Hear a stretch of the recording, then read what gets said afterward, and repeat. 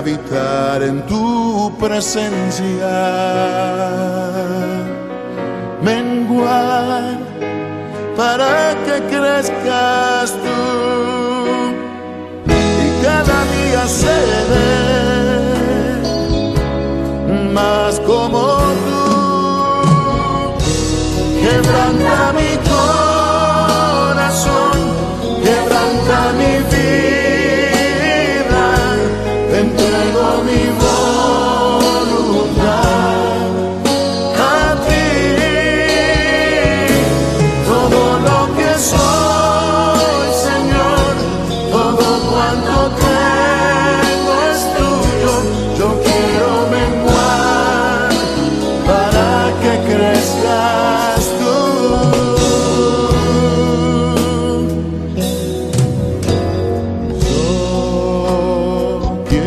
Más de ti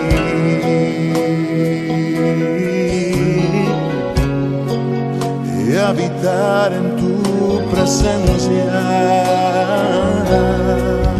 menguar para que crezcas tú y cada día seré más como tú. Quebranta mi corazón, quebranta mi vida, te entrego mi voluntad a ti. Todo lo que soy, Señor, todo cuanto tengo es tuyo. Yo quiero menguar para que crezcas tú. Quebranta mi corazón, quebranta mi vida, transfórmame entrego mi voz a ti, Señor, a ti. solo a ti. Todo lo que soy, Señor, Todo cuanto tengo es tuyo. Yo quiero menguar para que crezcas tú. Yo quiero menguar para que crezcas tú. Yo quiero menguar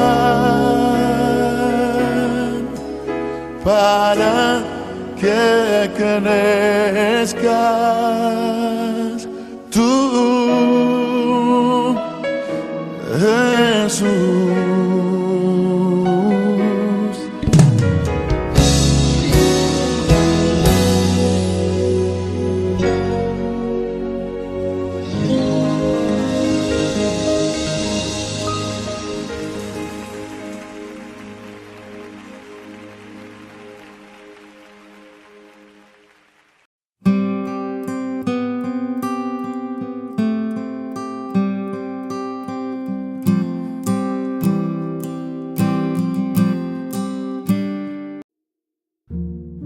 Hola, soy Josh Morales de Miel San Marcos. Hoy quiero leer y meditar contigo el proverbio del día. Proverbios capítulo 1. Estos son los proverbios de Salomón, hijo de David, rey de Israel. El propósito de los proverbios es enseñar sabiduría y disciplina y ayudar a las personas a comprender la inteligencia de los sabios. Su propósito es enseñarles a vivir una vida disciplinada y exitosa y ayudarles a hacer lo que es correcto, justo e imparcial. Estos proverbios darán inteligencia al ingenuo, conocimiento y discernimiento al joven. Que el sabio escuche estos proverbios y se haga aún más sabio, que los que tienen entendimiento reciban dirección al estudiar el significado de estos proverbios y estas parábolas. Las palabras de los sabios y sus enigmas. El temor del Señor es la base del verdadero conocimiento, pero los necios desprecian la sabiduría y la disciplina. Hijo mío, presta atención cuando tu padre te corrige. No descuides la instrucción de tu madre. Lo que aprendas de ellos te coronará de gracia y será como un collar de honor alrededor de tu cuello. Hijo mío, si los pecadores quieren engatusarte, dales la espalda. Quizás te digan, ven con nosotros, escondámonos y matemos a alguien. Vamos a emboscar a los inocentes solo para divertirnos. Vamos a tragarlos vivos como lo hace la tumba. Vamos a tragarlos enteros como a quienes descienden a la fosa de la muerte. Piensa en todas las grandes cosas que conseguiremos. Llenaremos nuestras casas con todo lo robado. Ven, únete a nosotros. Entre todos compartiremos el botín. Hijo mío, no vayas con ellos. Mantente alejado de sus caminos. Ellos corren a cometer malas acciones. Van deprisa a matar. Si un pájaro ve que le tienden una trampa, sabe que tiene que alejarse. En cambio, esa gente se tiende una emboscada a sí misma. Pareciera que busca su propia muerte. Así terminan todos los que codician el dinero. Esa codicia les roba la vida. La sabiduría hace oír su voz en las calles, clama en la plaza pública. La sabiduría clama a los que están reunidos frente a la entrada de la ciudad y a las multitudes por la calle principal. Simplones, ¿hasta cuándo insistirán en su ignorancia? Burlones, ¿hasta cuándo disfrutarán de sus burlas? Necios, ¿hasta cuándo odiarán el saber? Vengan y escuchen mi consejo. Les abriré mi corazón y los haré sabios. Los llamé muy a menudo, pero no quisieron venir. Les tendí la mano, pero no me hicieron caso. No prestaron atención a mi consejo y rechazaron la corrección que les ofrecí. Por eso me reiré cuando tengan problemas. Me burlaré de ustedes cuando les llegue la desgracia. Cuando la calamidad caiga sobre ustedes como una tormenta, cuando el desastre los envuelva como un ciclón y la angustia y la aflicción los abrumen. Entonces cuando clamen por ayuda, no les responderé. Aunque me busquen con ansiedad, no me encontrarán, pues odiaron el conocimiento y decidieron no temer al Señor. Rechazaron mi consejo y no prestaron atención cuando los corregía. Por lo tanto, tendrán que comer el fruto amargo de vivir a su manera y se ahogarán con sus propias intrigas. Pues los simplones se apartan de mí hacia la muerte. Los necios son destruidos por su despreocupación. En cambio, todos los que me escuchan vivirán en paz, tranquilos y sin temor del mal.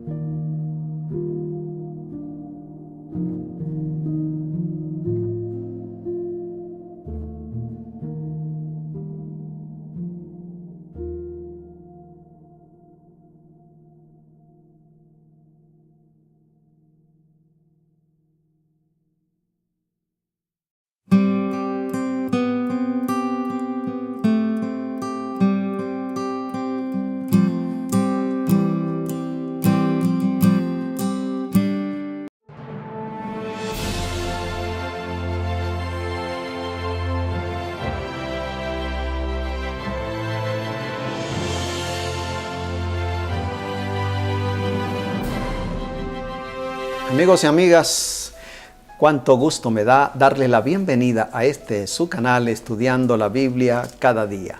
Estamos siguiendo el método de un capítulo diario, libro tras libro, hasta cubrir el estudio de toda la Biblia. Y cada día debemos alimentarnos de la palabra de Dios. Hemos dejado atrás ya el libro de los Salmos, pero hay una buena noticia. Hoy emprendemos la jornada con el libro de Proverbios, un libro también muy hermoso con enseñanzas maravillosas, el libro de Proverbios.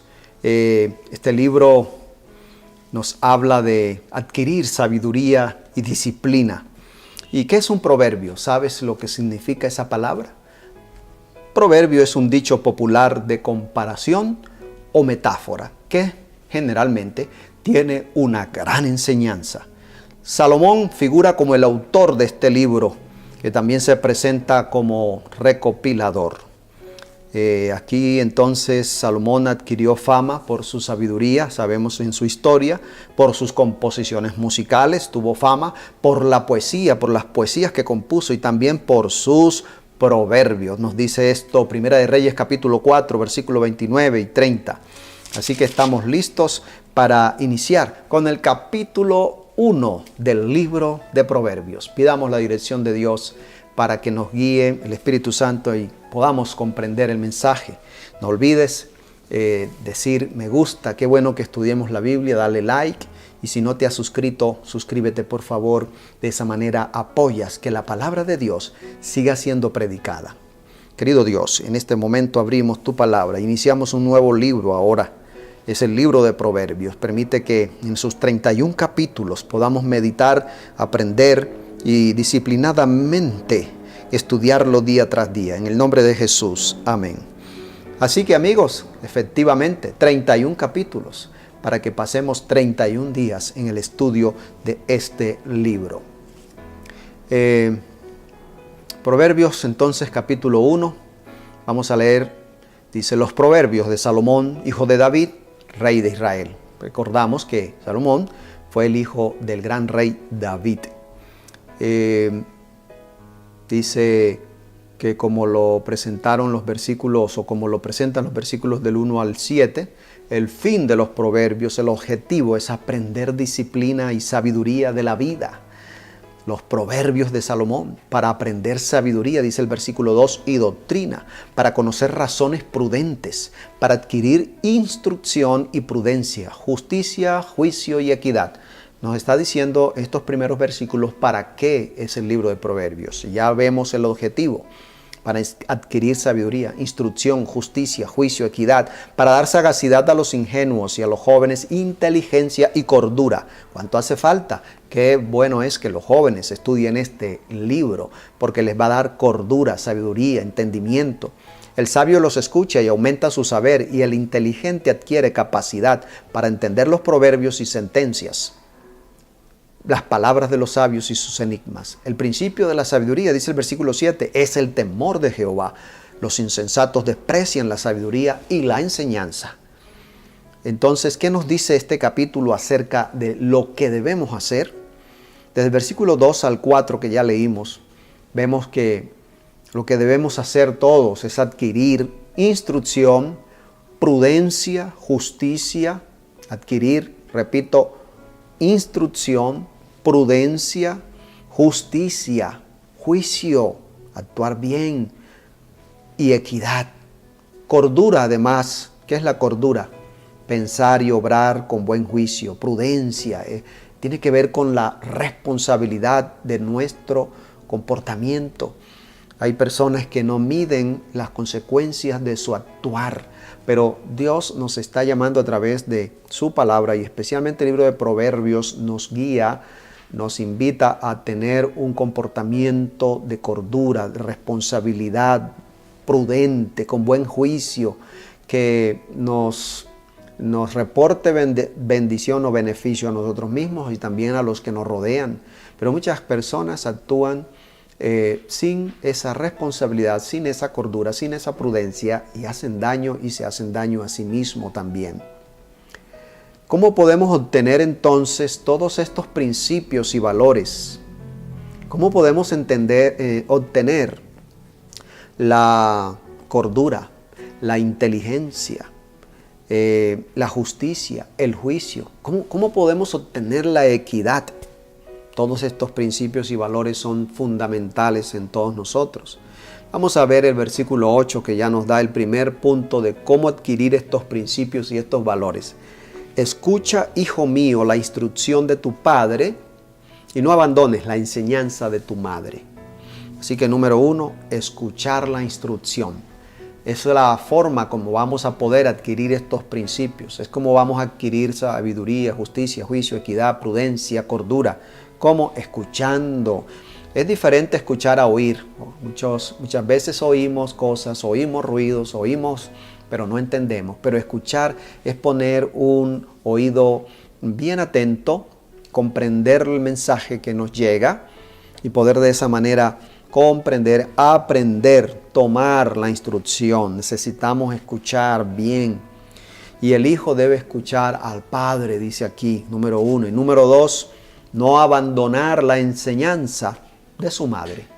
No abandones la enseñanza de tu madre, para que así adquieras todos estos principios y valores. Versículo 10 dice: hijo mío, si los pecadores intentan engañarte, no lo consientas.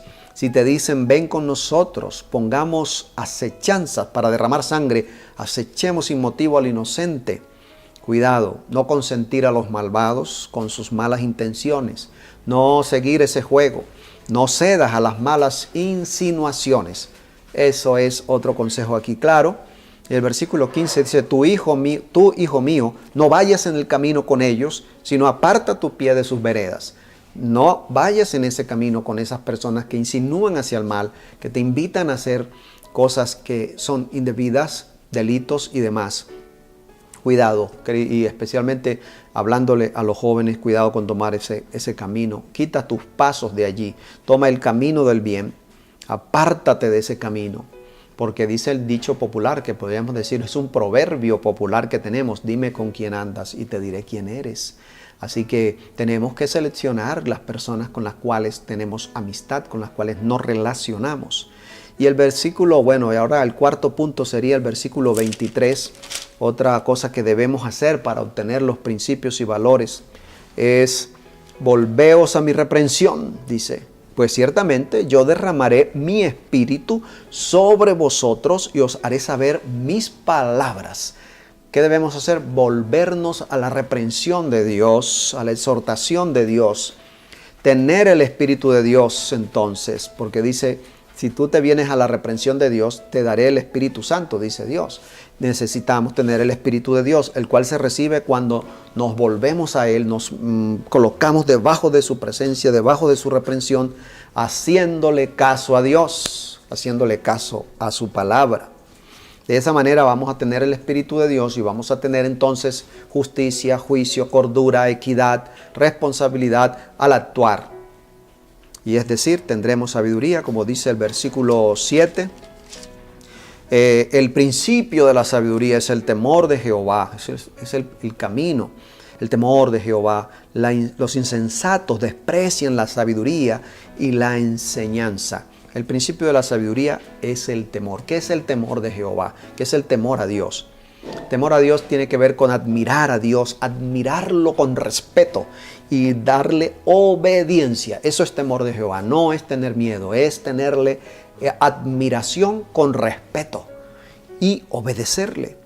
Los insensatos desprecian la sabiduría y la enseñanza. Por eso la invitación de este capítulo es que no seas necio, sé sabio siguiendo el consejo de Dios. El versículo 28 hasta el 33 es la porción final. Dice: entonces me llamarán, pero no responderé. Cuando desprecian a las personas que desprecian el llamado de Dios, llegará el momento que llamarán, pero Dios no les responderá. Ya no encontrarán a Dios ni a la sabiduría. Me buscarán de mañana, pero no me hallarán, por cuanto aborrecieron la sabiduría y no escogieron el temor de Jehová, sino que rechazaron mi consejo y menospreciaron todas mis reprensiones. Comerán del fruto de su camino y se hastiarán de sus propios consejos. Porque el desvío de los ignorantes los matará. La prosperidad de los necios los echará a perder. Y el versículo 33. Pero el que me escuche vivirá confiadamente, estará tranquilo, sin temor del mal. Qué importante escuchar a Dios. Y eso estás haciendo ahora, amiga que estás ahí, que estás conectada, y amigo, en este momento estás escuchando a Dios, porque estás escuchando la palabra de Dios, y esta es la voz de Dios que yo estoy compartiendo contigo. Y cuando tú escuchas a Dios vas a vivir confiadamente. Por eso debemos atentamente leer y estudiar la Biblia cada día. Y no seguir entonces el desvío de los ignorantes. La senda de la sabiduría es realmente el camino de la vida. Los ingenuos del versículo 4 se autodestruyen al rehusar la sabiduría, desviándose del camino de la vida, tomando el camino de la muerte. Pero en este momento yo te invito para que tomes una decisión. Escribe aquí debajo del video: mi resolución, oh Dios, es tomar el camino de la sabiduría. Por eso estoy atento a tu palabra, escucho tus reprensiones y pido que tu Espíritu Santo guíe mi vida para que así tenga sabiduría y pueda tener todo, la justicia, el juicio, la cordura, la equidad y la responsabilidad. Tomemos este camino y vamos a orar para sellar este compromiso en este momento. Querido Dios y Padre, te damos gracias por tu palabra, gracias por el libro de Proverbios, porque a través del capítulo 1 ya hemos podido leer tu llamado de adquirir sabiduría, acogiéndonos a tu camino y a tu reprensión. Ayúdanos, oh Dios, para practicar estos consejos. Danos hoy tu bendición. Bendice a mis amigas y amigos que están escuchándome. Dales tu victoria, dales tu bendición en sus actividades de hoy. Prospera y bendice a aquella persona que tiene una gran necesidad. Puede ser de salud, puede ser material. Tú, Señor, proveas. Gracias por hacerlo. Gracias por bendecirnos en el nombre de Jesús. Amén. Que el Señor te bendiga y llene tu vida de sabiduría.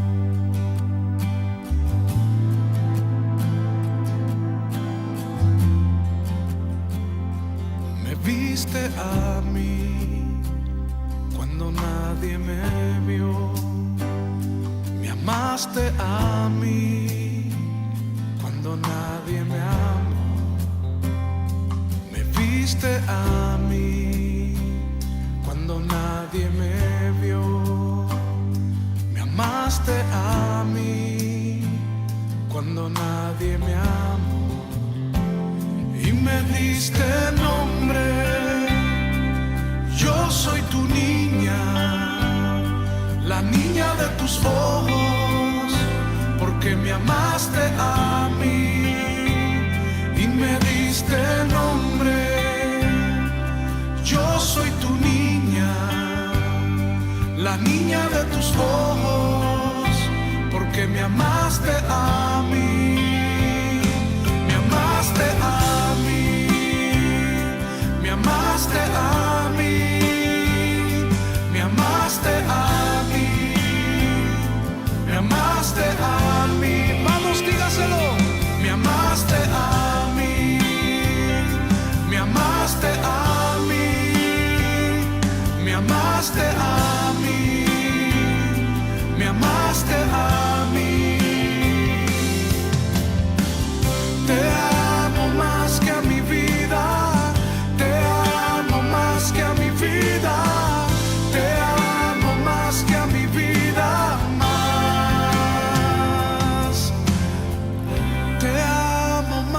Mi vida, te amo más que a mi vida, te amo más.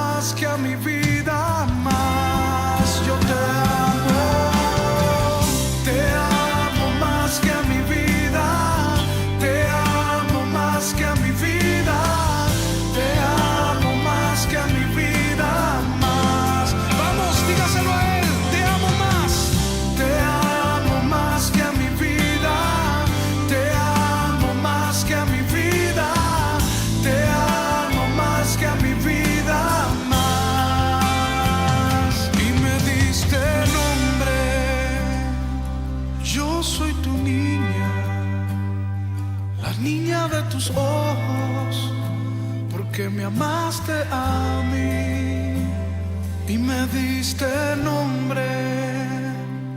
Yo soy tu niña, la niña de tus ojos, porque me amaste a mí, me amaste a mí.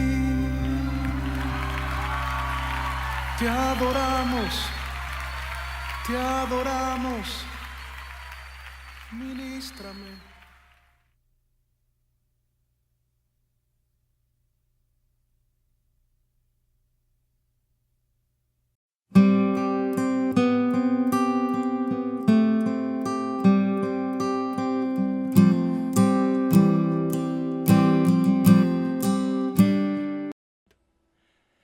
Estamos yendo a través del libro de Génesis, el cual está compuesto de dos partes principales. La primera parte comienza en el jardín, en donde vemos a la humanidad caer en una espiral descendente hacia la autodestrucción. Termina en la Torre de Babel, donde una humanidad rebelde es dispersada por Dios. Luego, la segunda parte de Génesis hace un acercamiento y se concentra en una sola familia. Y justo en el medio está una historia que une a las dos partes de Génesis y nos ayuda a entender de qué se trata todo el libro. Cuéntame, ¿cómo llegamos de la Torre de Babel a esta historia justo en medio? Bueno, después de la dispersión de Babel hay una genealogía y sigue a una de las tribus hasta llegar a un hombre llamado Abraham. Probablemente lo conoces como Abraham. Dios comienza a hacer muchas promesas a Abraham, como que él lo bendecirá y le dará muchos hijos. Y él dice que a través de Abraham y su familia, todas las familias de la tierra encontrarán la bendición de Dios. Así que, básicamente, Dios está tratando de restaurar a la humanidad, a su bondad en el jardín y a sus intenciones originales para el mundo. Es como su plan de rescate para la humanidad.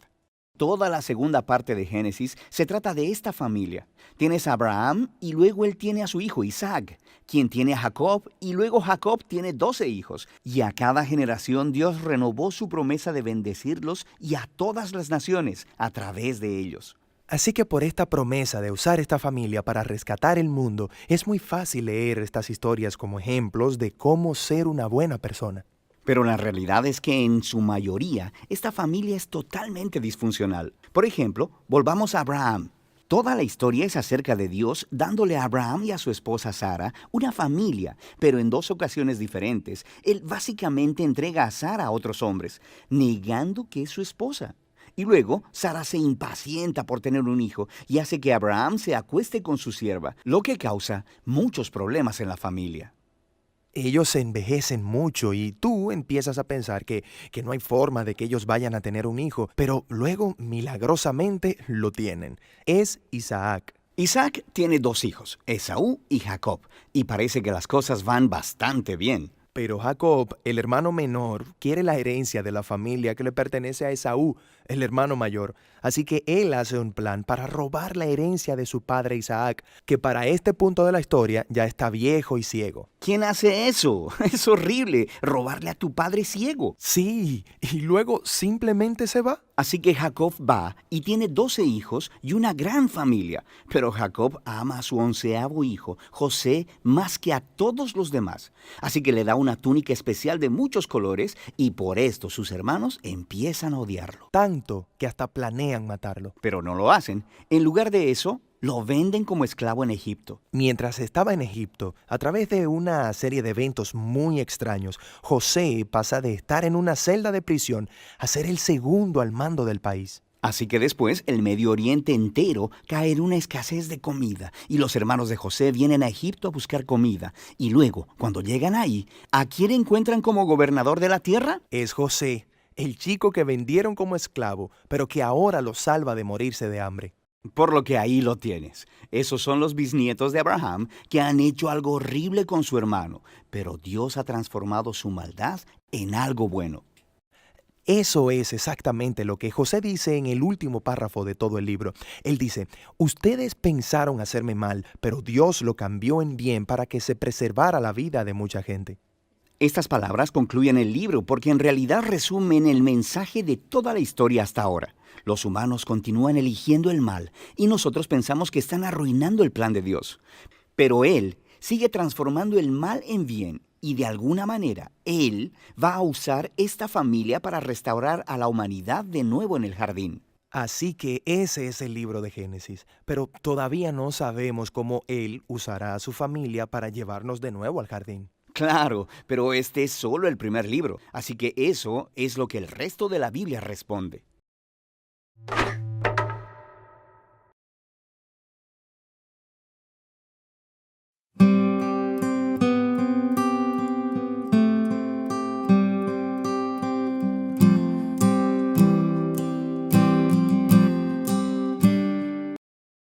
El libro de Génesis, capítulo 32. Cuando Jacob emprendió nuevamente su viaje, llegaron ángeles de Dios a encontrarse con él. Al verlos, Jacob exclamó: ¡Este es el campamento de Dios! Por eso llamaron a aquel lugar Mahanaim. Entonces Jacob envió mensajeros por delante a su hermano Esaú, quien vivía en la región de Seir, en la tierra de Edom, y les dijo: Den este mensaje a mi señor Esaú. Humildes saludos de tu siervo Jacob. Hasta el momento estuve viviendo con el tío Labán, y ahora soy dueño de ganado, burros, rebaños de ovejas y de cabras, y muchos siervos, tanto varones como mujeres. He enviado a estos mensajeros por delante para informar a mi señor de mi llegada, con la esperanza de que me recibas con bondad. Después de transmitir el mensaje, los mensajeros regresaron y le informaron a Jacob: Nos encontramos con su hermano Esaú y ya viene en camino a su encuentro. ¡Con un ejército de 400 hombres! Jacob quedó aterrado con la noticia. Entonces separó a los miembros de su casa en 2 grupos y también a los rebaños, a las manadas y a los camellos, pues pensó: Si Esaú encuentra a uno de los grupos y lo ataca, quizá el otro grupo pueda escapar. Entonces Jacob oró: Oh Dios de mi abuelo Abraham y Dios de mi padre Isaac. Oh Señor, tú me dijiste: regresa a tu tierra y a tus parientes, y me prometiste: te trataré con bondad. No soy digno de todo el amor inagotable y de la fidelidad que has mostrado a mí, tu siervo. Cuando salí de mi hogar y crucé el río Jordán, no poseía más que mi bastón, pero ahora todos los de mi casa ocupan 2 grandes campamentos. Oh Señor, te ruego que me rescates de la mano de mi hermano Esaú. Tengo miedo de que venga para atacarme a mí y también a mis esposas y a mis hijos.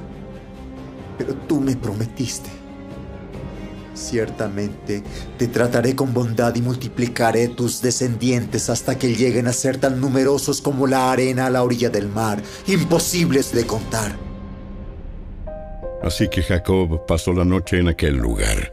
Luego escogió de sus pertenencias los siguientes regalos para entregar a su hermano Esaú: 200 cabras, 20 chivos, 200 ovejas, 20 carneros, 30 camellas con sus crías, 40 vacas, 10 toros, 20 burras y 10 burros. Separó esos animales en manadas y asignó cada manada a un siervo distinto. Luego dijo a estos siervos: Vayan delante de mí con los animales, pero guarden una buena distancia entre las manadas. A los hombres que dirigían el primer grupo les dio las siguientes instrucciones: Cuando mi hermano Esaú se encuentre con ustedes, él les preguntará: ¿de quién son siervos? ¿A dónde van? ¿Quién es el dueño de estos animales? Entonces deben contestar: pertenecen a su servidor Jacob, pero son un regalo para su señor Esaú. Mire, él viene detrás de nosotros. Jacob dio las mismas instrucciones a los siervos a cargo del segundo y tercer grupo y a todos los que iban detrás de las manadas. Cuando se encuentren con Esaú deben responder lo mismo y asegúrense de decirle: mire, su servidor Jacob viene detrás de nosotros.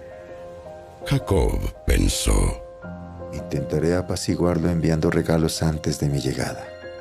Y cuando me encuentre con él en persona, quizá me reciba con bondad. Así que los regalos fueron enviados por delante y Jacob pasó la noche en el campamento.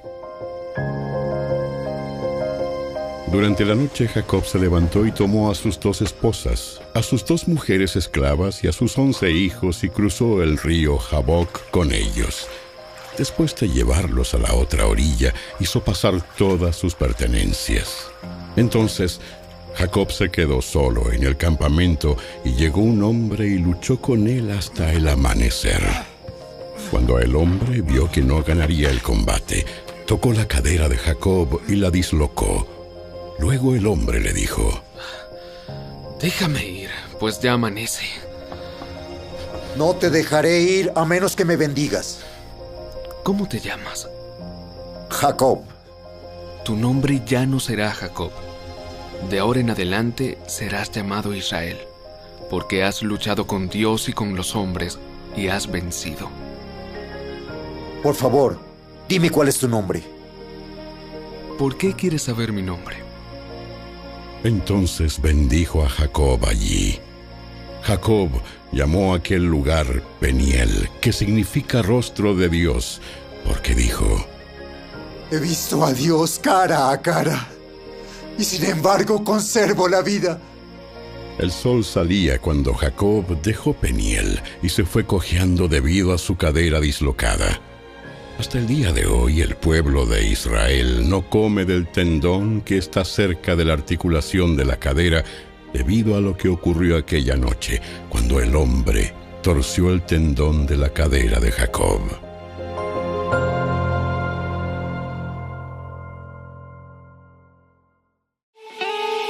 Si te gustó este video, dale me gusta, suscríbete a nuestro canal y asegúrate de activar la campanita de notificaciones para que siempre estés al día con nuestros nuevos recursos. Recuerda seguirnos también en nuestras redes sociales. Descarga ahora mismo la app y escucha la audio Biblia dramatizada en tu celular. Busca lectura pública de la Biblia en la tienda de tu dispositivo o vea la descripción de este video donde también encontrarás los links de descarga. Para ver el siguiente video, toca el recuadro que aparece en tu pantalla. ¡Hasta pronto!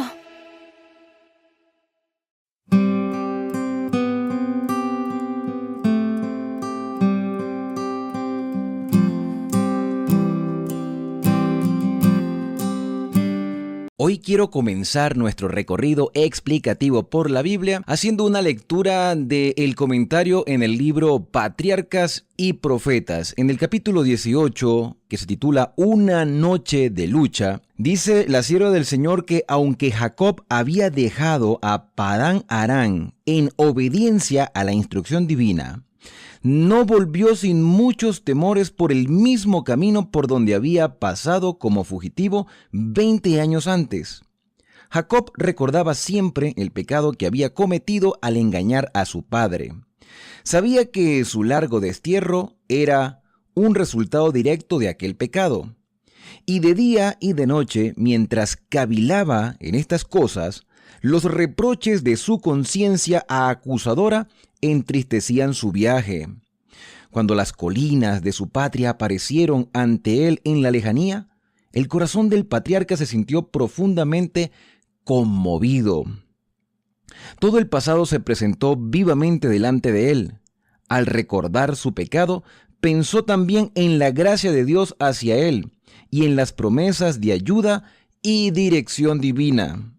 A medida que se acercaba al fin de su viaje, el recuerdo de Esaú, su hermano, le traía muchos presentimientos aflictivos. Después de la huida de Jacob, Esaú se había considerado como único heredero de la hacienda de su padre. La noticia del retorno de Jacob podía despertar en él temor de que venía a reclamar su herencia. Esaú podía ahora hacerle mucho daño a su hermano, si realmente lo deseaba, y estaba tal vez dispuesto a usar la violencia contra él, no solo por el deseo de vengarse, sino también para asegurarse la posesión absoluta de la riqueza que había considerado tanto tiempo como suya. Hoy, en este recorrido explicativo, vamos a detenernos en el capítulo 32 de Génesis, al cual titulo La angustia de Jacob. Bienvenidos a Esperanza, el canal de las Sagradas Escrituras. El capítulo 32 de Génesis comienza diciendo que Jacob siguió su camino después del encuentro con Labán y del pacto que hicieron en el lugar al cual llamaron Mishpa. Jacob siguió su camino y me llama mucho la atención porque el versículo 1 dice que ángeles de Dios salieron a su encuentro. Cuando los vio, dijo: campamento de Dios es este, y llamó a ese lugar Mahanaim, que significa dos campamentos. Y solamente ya en este versículo 1 podemos encontrar una grande lección, porque acabamos de leer en Patriarcas y Profetas de que una angustia, un temor, una aflicción llenaba el corazón de Jacob a medida que se acercaba a la tierra de su nacimiento, a la tierra de Canaán. Y una parte de esa tierra llegó a ser de Edom, es decir, de Esaú. Y lo interesante es que Dios no abandona a su siervo en medio de su aflicción. La seguridad de la protección divina estaba con Jacob. Y esa misma seguridad debemos tenerla nosotros en todos los ámbitos de nuestra vida.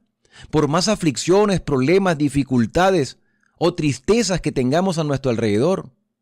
Si estamos angustiados por las circunstancias políticas, sociales, económicas o morales que la sociedad nos presenta, Dios envía sus ángeles, como dice el salmista: el ángel de Jehová acampa alrededor de los que le temen y los defiende. Y ángeles de Dios acompañaban a Jacob.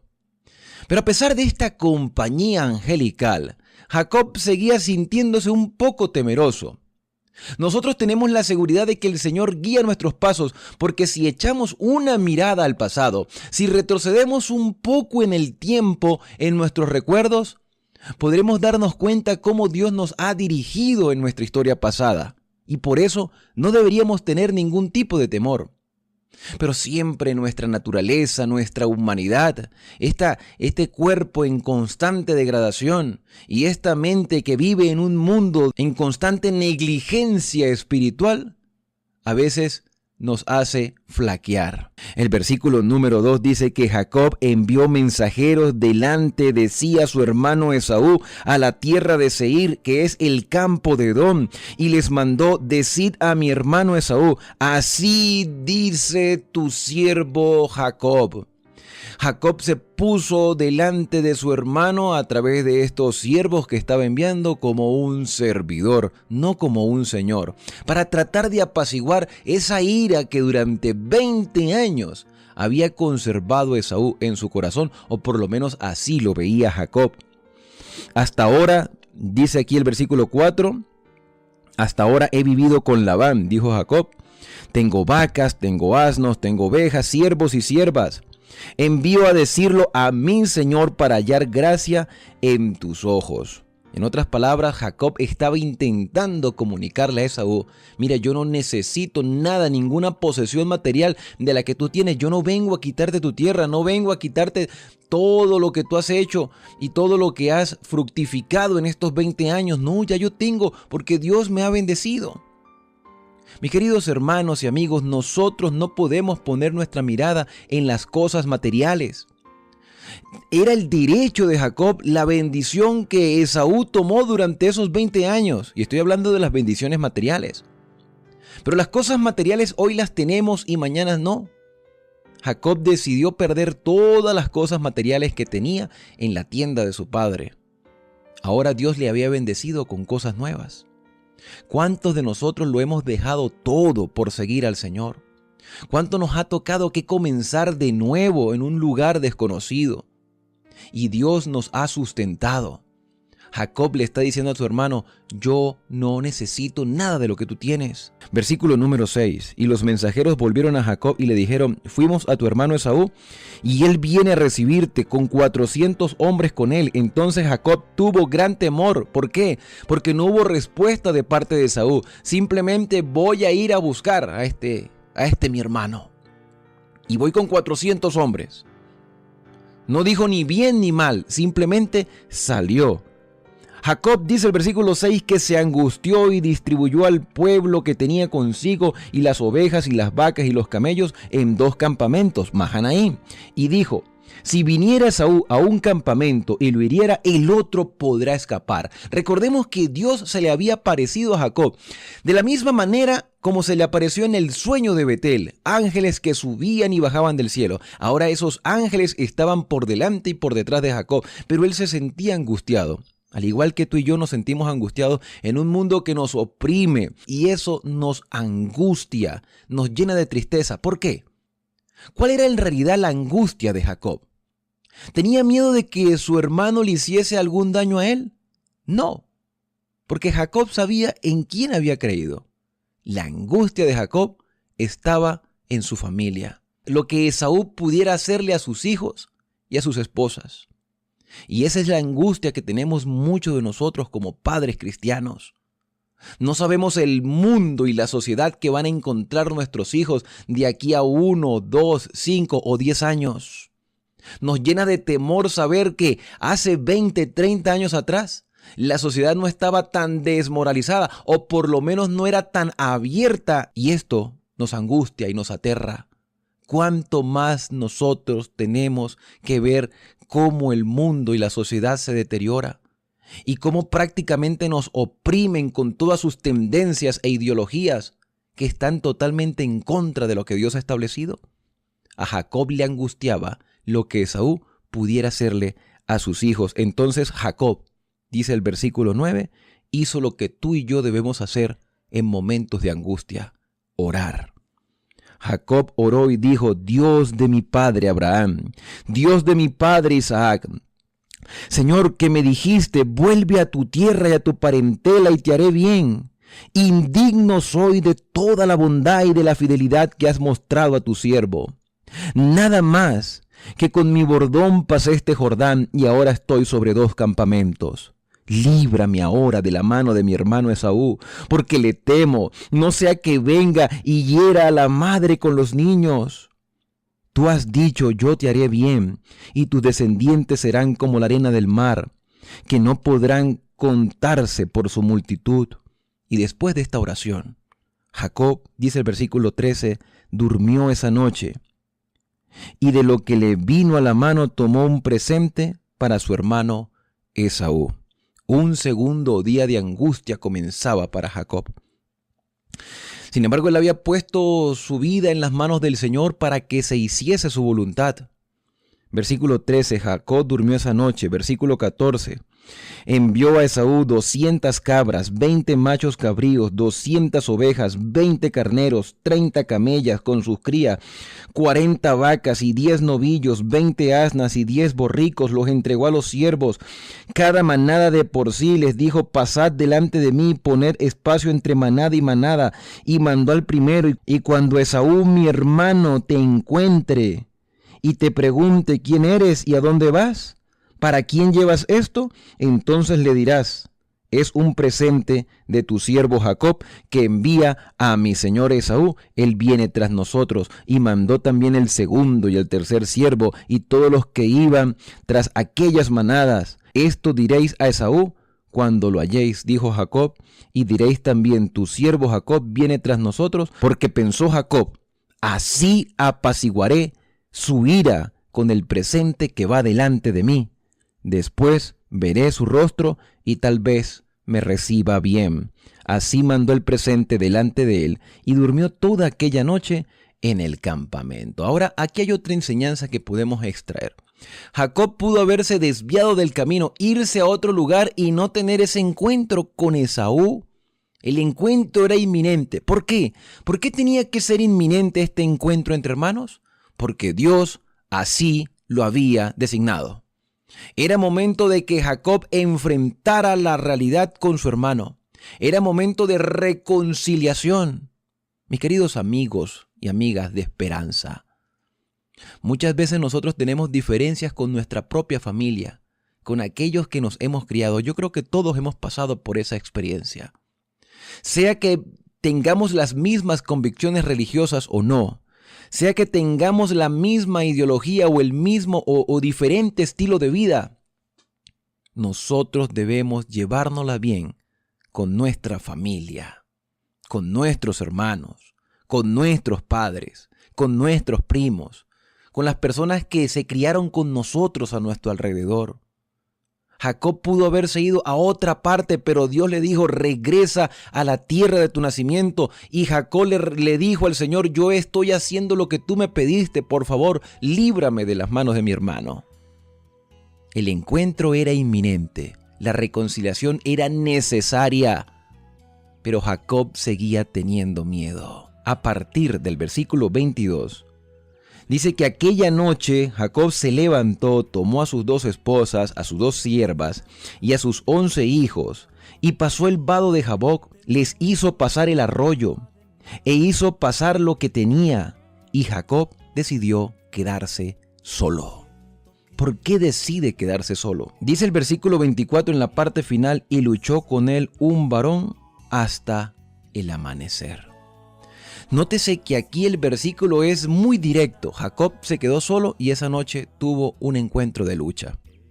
En el libro Patriarcas y Profetas, el comentario nos presenta que en esa región solitaria y montañosa en la cual Jacob se encontraba, era madriguera de fieras y escondite de salteadores y asesinos.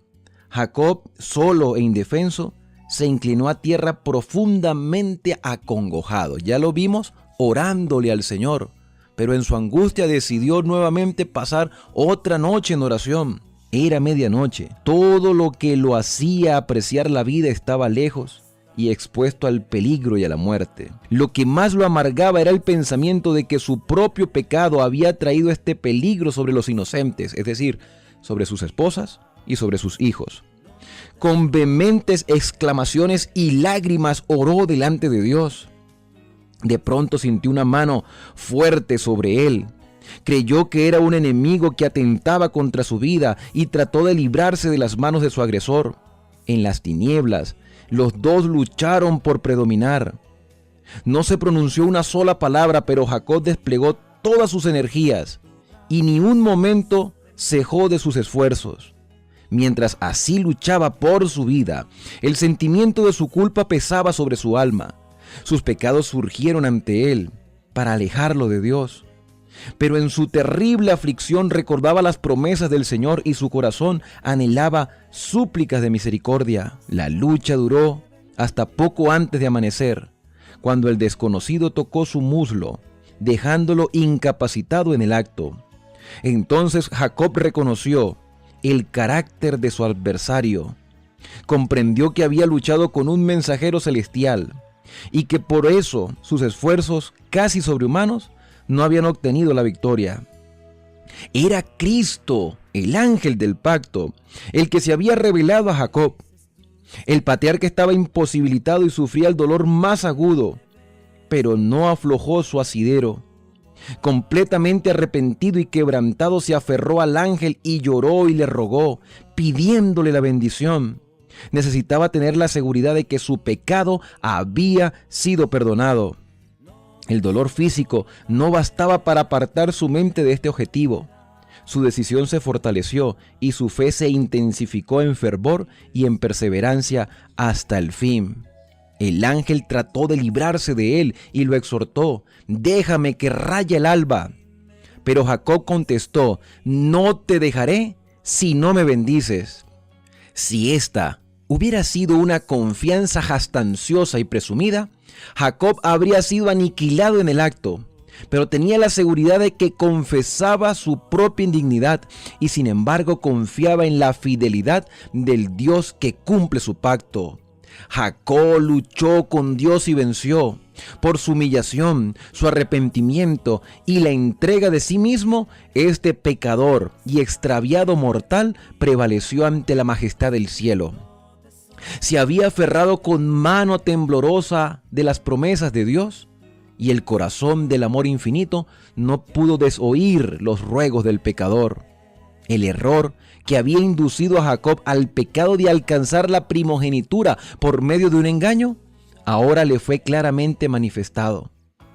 No había confiado en las promesas de Dios, sino que había tratado de hacer por su propio esfuerzo lo que Dios habría hecho a su tiempo y a su modo. En prueba de que había sido perdonado, su nombre, que hasta entonces le había recordado su pecado, fue cambiado por otro que conmemoraba su victoria. Ya no se llamaría más Jacob, sino Israel, porque has luchado con Dios y con los hombres y has vencido. Así le dijo el ángel. Jacob alcanzó la bendición que su alma había anhelado. Su pecado como suplantador y engañador había sido perdonado. La crisis de su vida había pasado. La duda, la perplejidad y los remordimientos habían amargado su existencia. Pero ahora todo había cambiado y fue dulce la paz de la reconciliación con Dios. Jacob ya no tenía miedo de encontrarse con su hermano.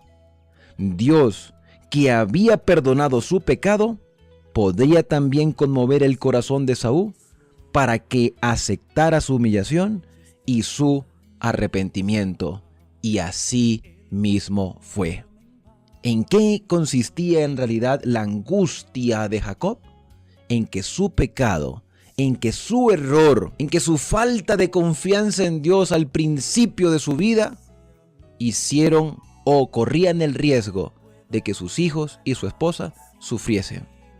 Él tenía temor por su familia. Pero algo que se dio cuenta en ese momento es que así como tenía que reconciliarse con su hermano, también necesitaba renovar su vida espiritual con el Señor y tener una gran lucha en oración. Y aunque el relato nos muestra que fue una lucha física, la lucha más fuerte fue la emocional que tenía Jacob. Y nosotros, en este tiempo del fin, antes de la segunda venida de Cristo, en el libro del profeta Daniel, en el capítulo 12, versículo 1, se nos dice que en el tiempo final de la historia habrá una terrible angustia para el pueblo de Dios, una angustia cual nunca ha sido en la historia del mundo. Pero la buena noticia es que Miguel, Cristo, ese ángel maravilloso que se le apareció a Jacob en esa noche de lucha, estará de parte de su pueblo. Todos los que estén escritos en el libro de la vida serán defendidos por Miguel, que es Cristo Jesús. Al final de la historia de nuestro mundo tendremos una lucha espiritual, tendremos una angustia, porque nos sentiremos que el mundo nos aprieta y que la sociedad nos oprime, pero el Señor nos acompañará siempre y no nos abandonará, porque ha dejado para nosotros al Espíritu Santo que nos ayuda en nuestra debilidad y que intercede por nosotros con gemidos indecibles y que nos convence de pecado, nos convence de justicia y nos convence de juicio. Este capítulo 32 de Génesis termina diciendo que el sol salía, versículo 31, cuando Jacob atravesó Peniel y cojeaba de su muslo. Aunque en su cuerpo se veían las marcas del dolor y de la lucha, su corazón estaba tranquilo. Nos toca que sufrir en este mundo por causa del pecado, pero el Señor está con nosotros y nos ayuda en nuestra debilidad. Bueno, y hasta aquí hemos llegado con nuestro estudio por el día de hoy. Este tema de la angustia de Jacob lo vamos a seguir analizando en capítulos posteriores cuando estudiemos los temas proféticos y escatológicos. Por eso el Génesis es la base para entender todo lo que Dios ha hecho por su pueblo en el pasado y hará en el futuro antes de que Cristo venga a buscarnos. No me quiero ir sin antes leer los comentarios que ustedes nos han enviado del video anterior. Wilma Martínez dice: Dios es fiel a su palabra y cumple sus promesas en su tiempo y no debemos dudar. Así mismo es. Eneida Navarro, gracias por tan interesante explicación. Dios lo siga bendiciendo desde Costa Rica. Milian Quispe Vargas, he venido estudiando la Biblia con usted y realmente es muy fructífero hacerlo con alguien a quien el Señor le ha dado capacidad de interpretación. Muchas gracias por las lecciones que sacamos de las historias de nuestros antepasados, que son muy útiles para nuestra vida. Muchas gracias por compartir. Bendiciones. Mil bendiciones a usted y a su familia y a todos quienes venimos estudiando la palabra de Dios, que nos siga dando capacidad de escuchar, atender y obedecer lo que Dios quiere enseñarnos. También nos dice Norma Alicia Hernández: Dios les bendiga grandemente, pastor, y pido oración por mi hijo que se está hundiendo en el vicio. Mira, mi hermana, si esa es tu angustia en este momento, este tema de hoy es para ti, porque es momento de buscar a Dios en oración, en ruego, en lágrimas, y el Señor está con nosotros. Y también dice, bueno, que muy pronto pueda volver al redil, y también pido por mi salud. Bendiciones, hermanos. Por último, dice Sonia Linares: pastor, oré tanto y hoy usted me dio la respuesta que esperaba.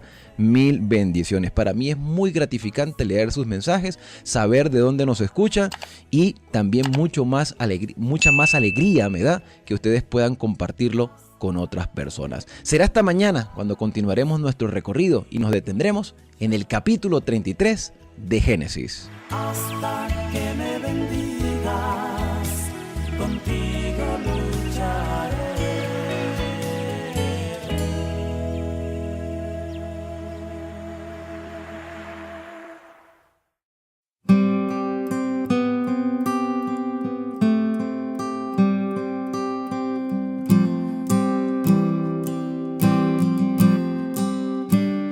Capítulo 32. Jacob siguió su camino y le salieron al encuentro ángeles de Dios. Y dijo Jacob cuando los vio: campamento de Dios es este. Y llamó el nombre de aquel lugar Mahanaim. Y envió Jacob mensajeros delante de sí a Esaú su hermano, a la tierra de Seir, campo de Edom. Y les mandó diciendo: así diréis a mi señor Esaú: así dice tu siervo Jacob: con Labán he morado y me he detenido hasta ahora, y tengo vacas, asnos, ovejas, siervos y siervas. Y envío a decirlo a mi señor para hallar gracia en tus ojos. Y los mensajeros volvieron a Jacob diciendo: vinimos a tu hermano Esaú, y él también viene a recibirte, y 400 hombres con él. Entonces Jacob tuvo gran temor y se angustió, y distribuyó el pueblo que tenía consigo, y las ovejas, y las vacas, y los camellos en 2 campamentos. Y dijo: si viene Esaú contra un campamento y lo ataca, el otro campamento escapará. Y dijo Jacob: Dios de mi padre Abraham, y Dios de mi padre Isaac, Jehová que me dijiste: vuélvete a tu tierra y a tu parentela, y yo te haré bien, menor soy que todas las misericordias y que toda la verdad que has usado para con tu siervo. Pues con mi cayado pasé este Jordán, y ahora estoy sobre 2 campamentos. Líbrame ahora de la mano de mi hermano, de la mano de Esaú, porque le temo. No venga acaso y me hiera la madre con los hijos. Y tú has dicho: yo te haré bien, y tu descendencia será como la arena del mar, que no se puede contar por la multitud. Y durmió allí aquella noche, y tomó de lo que le vino a la mano un presente para su hermano Esaú: 200 cabras y 20 machos cabríos, 200 ovejas y 20 carneros, 30 camellas paridas con sus crías, 40 vacas y 10 novillos, 20 asnas y 10 borricos. Y lo entregó a sus siervos, cada manada de por sí, y dijo a sus siervos: pasad delante de mí y poned espacio entre manada y manada. Y mandó al primero diciendo: si Esaú mi hermano te encontrare y te preguntare diciendo: ¿de quién eres? ¿Y a dónde vas? ¿Y para quién es esto que llevas delante de ti? Entonces dirás: es un presente de tu siervo Jacob que envía a mi señor Esaú. Y he aquí también él viene tras nosotros. Mandó también al segundo y al tercero y a todos los que iban tras aquellas manadas diciendo: conforme a esto hablaréis a Esaú cuando le hallareis. Y diréis también: he aquí tu siervo Jacob viene tras nosotros. Porque dijo: apaciguaré su ira con el presente que va delante de mí, y después veré su rostro, quizá le seré acepto. Pasó pues el presente delante de él, y él durmió aquella noche en el campamento. Y se levantó aquella noche y tomó sus 2 mujeres, y sus 2 siervas, y sus 11 hijos, y pasó el vado de Jaboc. Los tomó pues e hizo pasar el arroyo a ellos y a todo lo que tenía. Así se quedó Jacob solo, y luchó con él un varón hasta que rayaba el alba. Y cuando el varón vio que no podía con él, tocó en el sitio del encaje de su muslo, y se descoyuntó el muslo de Jacob mientras con él luchaba. Y dijo: déjame, porque raya el alba. Y Jacob le respondió: no te dejaré si no me bendices. Y el varón le dijo: ¿cuál es tu nombre? Y él respondió: Jacob. Y el varón le dijo: no se dirá más tu nombre Jacob, sino Israel, porque has luchado con Dios y con los hombres y has vencido. Entonces Jacob le preguntó y dijo, declárame ahora tu nombre. Y el varón respondió, ¿por qué me preguntas por mi nombre? Y lo bendijo allí. Y llamó Jacob el nombre de aquel lugar Peniel, porque dijo, vi a Dios cara a cara, y fue librada mi alma. Y cuando había pasado Peniel, le salió el sol, y cojeaba de su cadera. Por esto no comen los hijos de Israel hasta hoy del tendón que se contrajo, el cual está en el encaje del muslo, porque tocó a Jacob este sitio de su muslo en el tendón que se contrajo.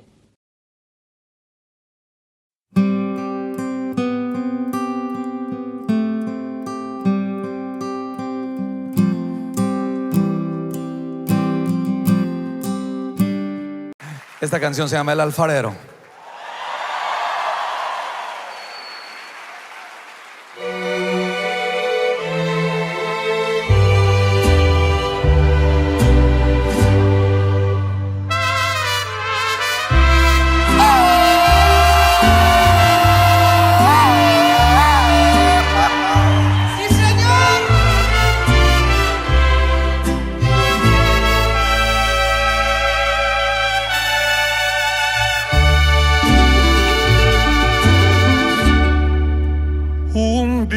Orando le dije a mi Señor, tú el alfarero y yo el barro soy. Moldea mi vida a tu parecer, haz como tú quieras, hazme un nuevo ser.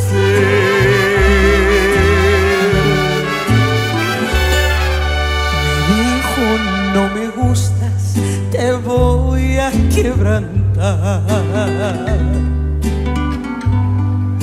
y en un vaso nuevo te voy a transformar. Pero en el proceso te voy a hacer llorar, porque por el fuego te voy a hacer pasar. Quiero una sonrisa cuando todo va mal. Quiero una alabanza en lugar de tu quejar. Quiero tu confianza en la tempestad. Y quiero que aprendas también a perdonar. Y al negro grito fuerte de alegría. ¡Ay, qué bonito!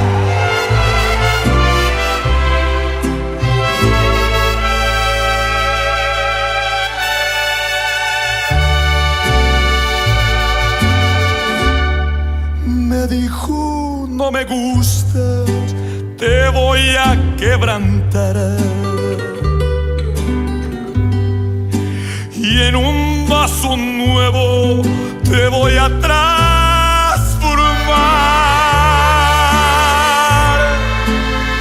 Pero en el proceso te voy a hacer llorar, porque por el fuego te voy a hacer pasar. Quiero una sonrisa cuando todo va mal. Quiero una alabanza en lugar de tu quejar. Quiero tu confianza en la tempestad. Y quiero que aprendas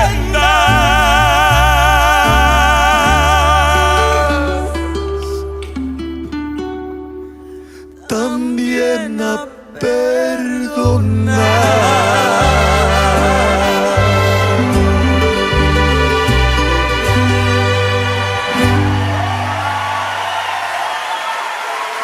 fuerte aplauso a Dios por su palabra, por su amor y por la vida de Verónica. Yeah.